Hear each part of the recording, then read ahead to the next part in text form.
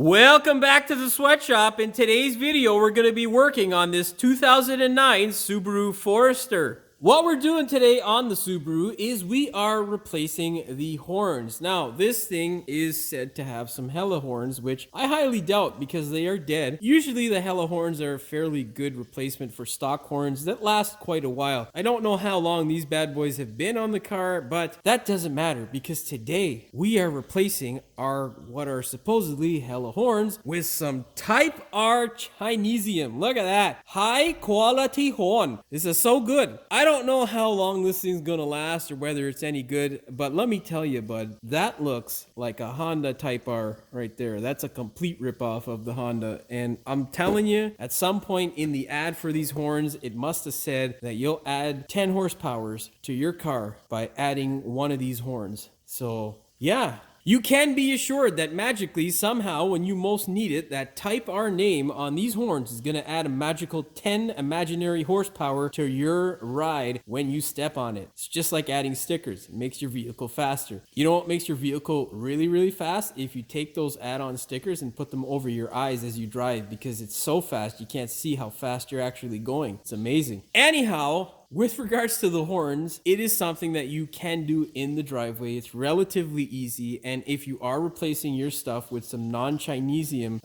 hella horns or some brand name stuff, it is basically the same process. I don't know whether these things are any good or what the reviews are, whatnot, whatever. We'll find out together, just like you will if you put these things on your car. That being said, do me a big favor, hit the subscribe button as well as the notification bell so you don't miss any of my new videos with wonderful Type R crap. You're not going to see any of this crap in my videos. I'm just joking. Hit that subscribe button and the notification bell. Okay, let's get started. First step, open the hood. What you're going to do to help yourself is get yourself 2 flat screwdrivers to work these clips out. You got 1, 2, and 3 on this side, and you have 3 on the opposite side. If you're lucky and you have a clip removal tool like this, you want to grab this because the flat screwdrivers can send you sometimes to the point where you feel like you're going to have an aneurysm, because these guys can be a real pain in the ass to get out, especially in the Rust Belt where there's just a lot of crap and crud that get up on them. Of course, you'll break them if they are a pain in the ass. Anyhow, we're going to stop rambling on because this is supposed to be a short video that I can edit in peace and, carry on with my life outside of editing, which is a real pain in the ass. Grab your clip remover and pull the clips out. Yeah, see? Oh, bastards don't want to come out because, you know why? Why? Because why would anything work on camera easily, Now, if you get to the point where they're kind of like this, get yourself a clip remover and then just bring them up slowly. I'll show you that on camera. Grab yourself a clip remover and just pull it out like that. See? Nice and easily. You want to make sure you don't break them.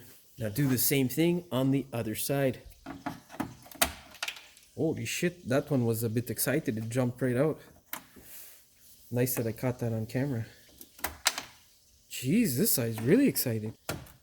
Ideally, you would like them to come out like that because it's much easier to take them out, but this here is supposed to stop it from jumping out like that, so it's kind of a fluke. Or those guys are brand new, and, oh, well, that also happens. Now we're going to have to replace that crap.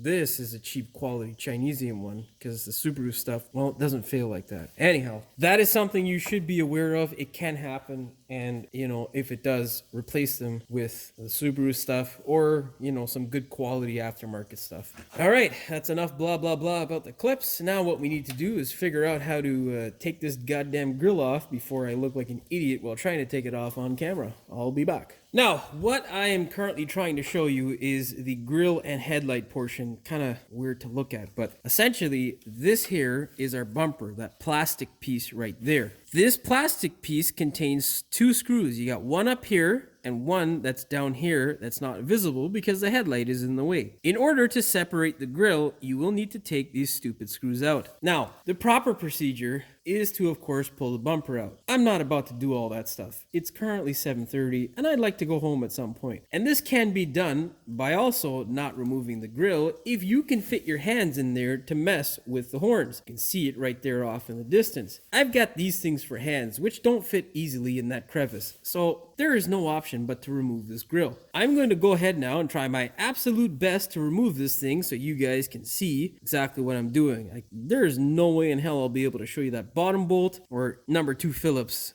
screw is what exactly it is, but this guy here I can show you. Grab a number 2 Phillips screwdriver and remove the screw.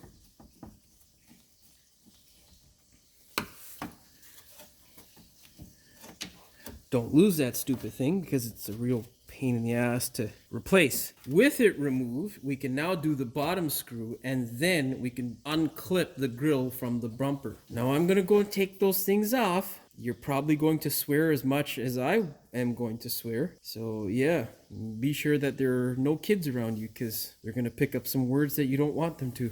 Okay, so at this point in the video, I have some good news as well as bad news. The good news is it is doable. You can take this stupid thing off without removing the bumper. The bad news is if you don't have a setup like this that is this goddamn small, which is literally like 1.5 inches, there's not a chance in hell you're going to be able to get the grill off without taking the bumper off. So hopefully you know how to take the bumper off because I'm not going to be showing you that in this video, unfortunately. What you need to do though is peel this guy back gently, sneak this guy in here like so, get it on the head of the bolt and fire away and it will come out. I'm going to go do that off camera because, well, you can't see crap and you're going to hear this, which is annoying as hell. Once you get that screw out, there is a clip right here that you're going to have to release from the bumper. It will then separate from the bumper and then you can then sneak your hand into this region here and you can slowly unclip your bumper. Then you will come across a screw that is right here and right here. You're going to have to sneak in that same tool and pull those goddamn screws out. Fortunately for us, this one here let go because it's nice and rotten, which is, you know, one of the plus sides to the rust belt. Sometimes shit just completely fails and makes your job a little bit easier. Now, I'm going to sneak my hand in there and pull out that other bolt that's still attached. For that one, I should be able to fit a stubby in there, just a stubby screwdriver, but we'll see. Now, I can show you exactly what it is I'm talking about. There's a screw here, and a screw there. If you go ahead and you're able to... Oh, look, it is hella. God damn. Okay, anyhow. If you're able to access those screws, you can do my method. Now, luckily, this guy here just completely rotted away, which, you know, sucks, but you're not going to be able to get that out. It's one with the grill forever. Don't even bother. You're just going to give yourself a headache. As long as you have the majority of screws to hold this goddamn thing into the car, you're fine. Also, you have these little clips here that you might have to release. Don't break these tabs. Be very gentle with them. It's not rocket science. Don't be an ogre with them. As long as you can unclip them from the bumper and separate them. If your screws come out, you don't even have to unclip them. You simply just lift it right off. Of course, you don't lift it straight up. You're going to pull the grill forward to unhinge it from this guy here, the little sections that clip it into the bumper, and then you can go ahead and lift it straight up. I don't know if that's a hella knockoff or Chinesium hella or whatever. I don't know, but these things have failed. So now our next step is to make sure that we have power to our circuit, and then we'll go ahead and put in our brand new Type R horns. It's a high quality horn, as the box says. Somehow I doubt that. Anyhow, if you are testing electronic equipment at home, especially in the automotive world, get one of these guys. It makes your life considerably easier. This is a really simple circuit. This is our ground because you can see it attached to ground, and this is our circuit that activates our horn. So this guy is essentially the one coming from your steering wheel, but it goes through a relay and blah blah blah, and really you don't need to learn about that crap right now. What you need to do is simply check to see. You can see there we have a ground, which means that the circuit's actually potentially good, but the horn may have failed. So with the power probe, let me shut this goddamn thing off.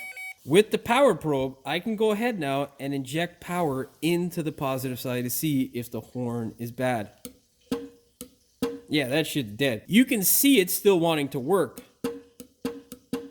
but it ain't actually doing anything. This, my friends, is what rust does to your horn. Now, we're gonna check it on the opposite side. I just use this side here because it's much easier to demonstrate to you what the hell's going on. All we need to do simply is to get rid of our 10 mil and just swap it out. But I'll explain to you exactly how to do this so that, you know, you're not kind of stuck in the dark if you don't have this setup on your car. Okay, so you saw there when I tried to put power through to the horns that basically they did activate, in the sense that there is a complete circuit, but the circuit is no good because the load is going to draw too much amperage. When it draws too much amperage, it will blow your fuse. So we have a perfect case here where the fuse is blown. So I'm going to show you how to determine whether the fuse is blown and of course how to replace it. But this is not a diagram that will work for all cars out there. And of course your fuse box may be different from model to model. So I don't know whether this is the correct fuse for your XT models or your X models. This thing here is a limited model with a single overhead cam. So, you know, make sure you look up your own wiring diagram. You can go ahead, of course, and check out whether your fuse box has the fuse in the same place. And of course, you can always check right here on the fuse box cover to see what the fuse does, because Subaru is not like some stupid manufacturers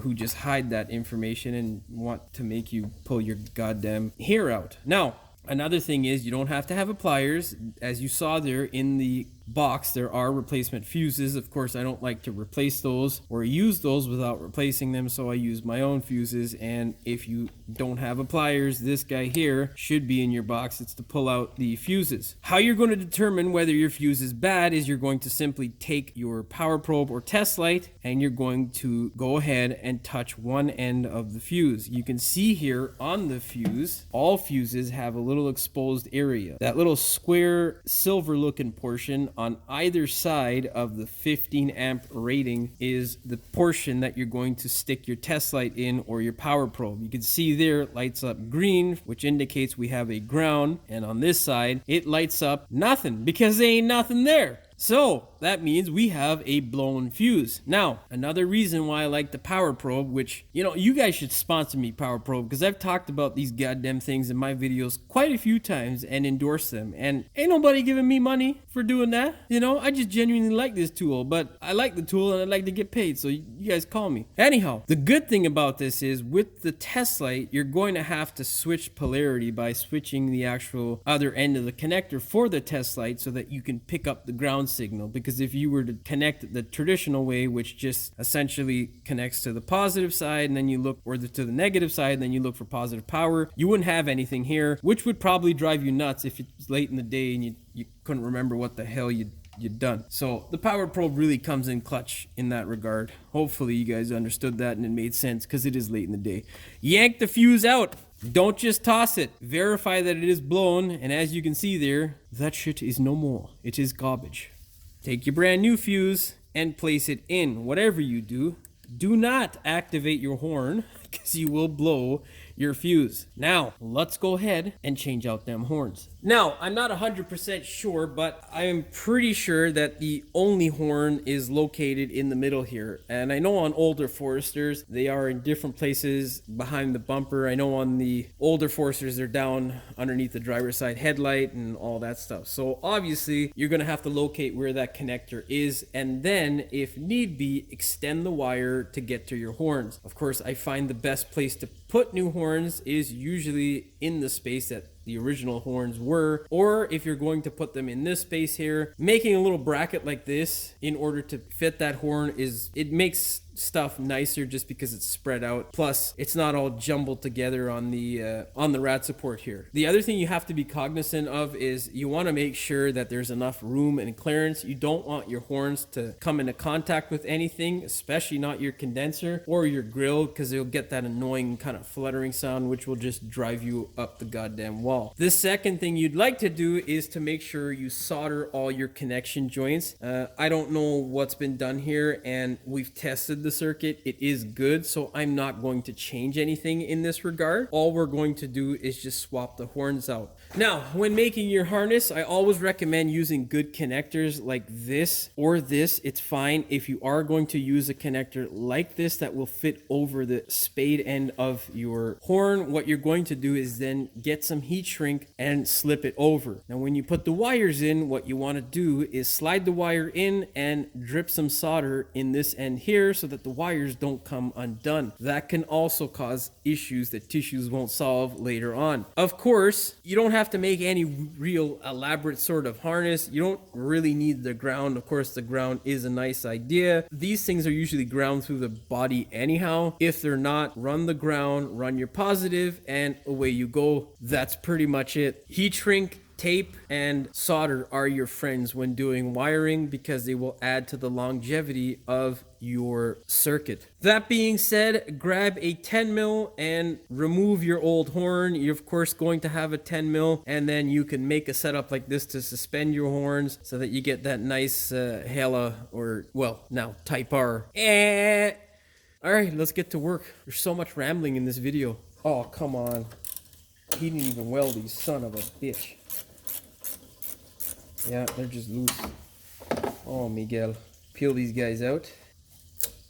Oh, yeah, right there. Set these guys aside. Disconnect your connectors. On the original horn, it will be a squeeze connector, I'm pretty sure. You're going to just grab it and squeeze it along the body and yank it off. One Hella horn in the garbage, and one Type R Chinesium to the rescue.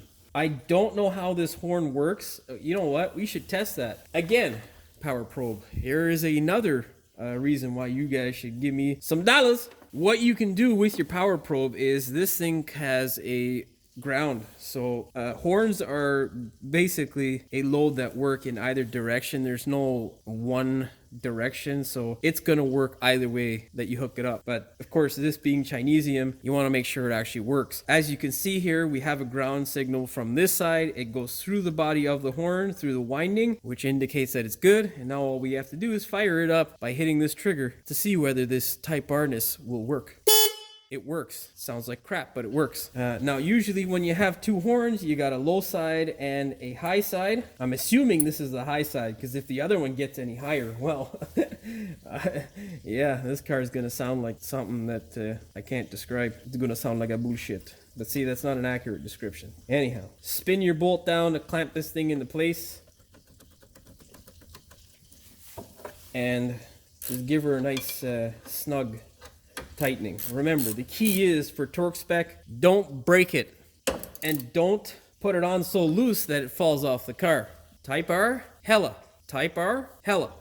Well, I don't think there's really a purpose to me showing you this side. You kind of get it. Let's go ahead and I don't know what the hell I was going to say there. I'm going to go ahead now and put in this side, and then I'll show you what they sound like. Of course, with your brand new horns in place and everything connected, it is time. It is time to see what the Type R's sound like. Hit it!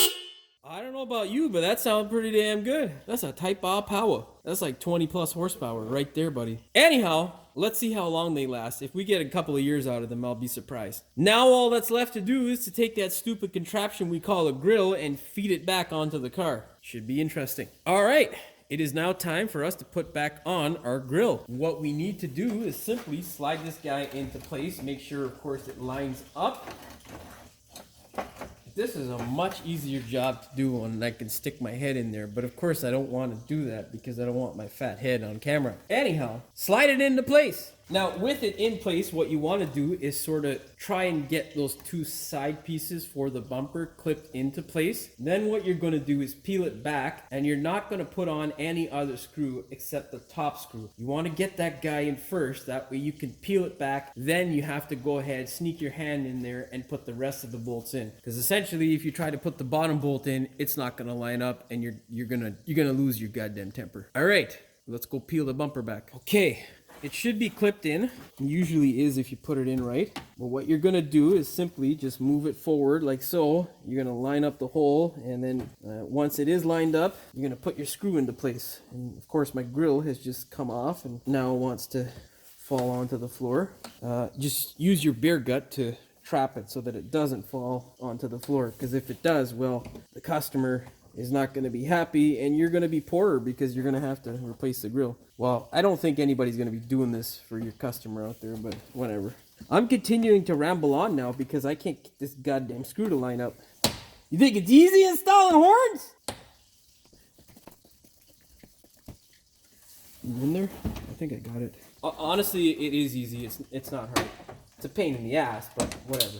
Oh, fuck. There went the screw. You know what I'm going to do? I'm going to fucking cut this whole clip out, and I'll be back. Now, what you're going to have to do is basically, you're going to have to slip your finger in there, secure this thing, and then thread this guy into the hole. It is a pain in the ass, but you got to do the top bolt first, because if you don't do it, you're not going to be able to get the bottom bolt in. It'll drive you absolutely nuts. Obviously, once you get the top bolt in, you can then let go of this stupid tab and then work your hand in there and try to thread this guy in at the bottom. I'm going to go do that off camera because, well, you're not going to be able to see crap. Of course, before you do the bottom bolt, do the top bolt on the opposite side so that the grill doesn't want to come off, because if you put that much stress, you stupid little screws can basically, you can pull the threads out of the grill and, well, there goes your happiness. With your bolts in, go ahead, grab your clips, line it up, and clip them in place.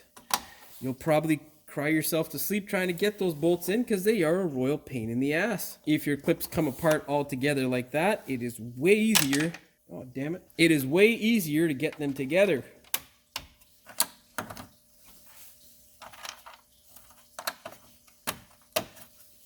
Yay! That's too close, damn it. Of course, do the other side. Don't forget to replace any broken clips that you might have broken.